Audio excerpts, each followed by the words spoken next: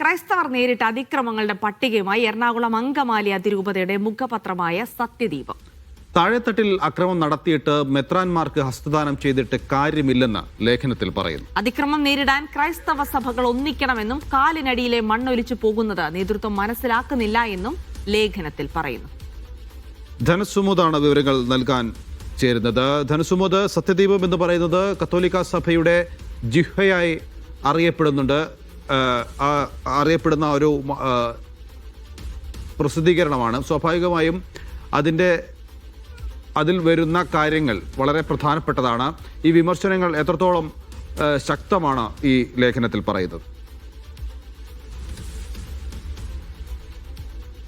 നൗഫൽ ജിൽസി, സത്യദീപത്തിൽ ഈ ഉത്തരേന്ത്യയിലെ ക്രൈസ്തവ ആക്രമണങ്ങൾക്കെതിരെ വന്നിട്ടുള്ള ഏറ്റവും ശക്തമായിട്ടുള്ള ഒരു ലേഖനം ആണ് വന്നിരിക്കുന്നത്.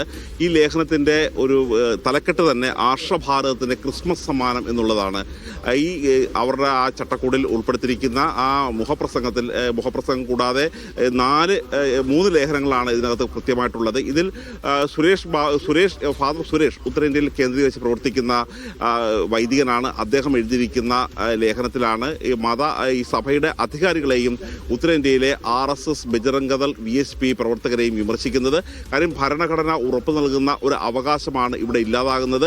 പള്ളികൾ കത്തിക്കുന്നു, പള്ളികൾക്ക് നേരെ അക്രമം നടത്തുന്നു. അതിനുശേഷം ഈ മെത്രാമാർക്ക് ഹസ്തദാനം നടത്തിയതുകൊണ്ട് കാര്യമില്ല. ഇതുപോലത്തെ വിരുന്നുകളല്ല ആവശ്യം. താഴെത്തട്ടിലെ ഇത്തരത്തിലുള്ള അതിക്രമങ്ങൾ ഇല്ലാതാക്കിയാണ് വേണ്ടത്. അത് നേതൃത്വം, മത അധികാരികൾ മനസ്സിലാക്കുന്നില്ല എന്നുള്ള ഒരു ശക്തമായ വിമർശനം തന്നെയാണ് ഉന്നയിക്കുന്നത്. അതായത് സാഹചര്യം മനസ്സിലാക്കാതെയാണ് ഈ മെത്രാമാർ ഇത്തരത്തിലുള്ള ഹസ്തദാനവുമായി എത്തുന്ന നേതൃത്വത്തിന് കൈ കൊടുക്കുന്നത് എന്നുള്ളൊരു കാര്യമാണ് അവർ പറയുന്നത്. കാലിനടിയിലെ മണ്ണ് ഒലിച്ചു പോവുകയാണ്. ഇക്കാര്യങ്ങൾ മനസ്സിലാക്കണം, ഇക്കാര്യങ്ങൾ മനസ്സിലാക്കി പ്രവർത്തിക്കണം. ഇതിനുവേണ്ടി സഭകൾ പല തട്ടിൽ നിൽക്കാതെ സഭകൾ ഒന്നിച്ച് ഒരു കുടക്കീഴിൽ നിന്ന് ഇതിനെതിരെ പ്രവർത്തിക്കണം എന്നുള്ള ഒരു ആഹ്വാനമാണ് നൽകുന്നത്.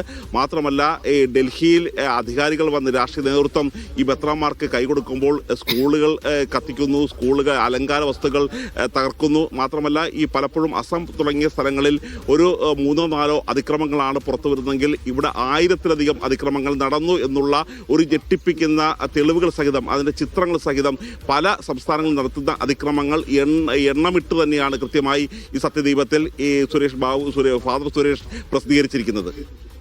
ശരി.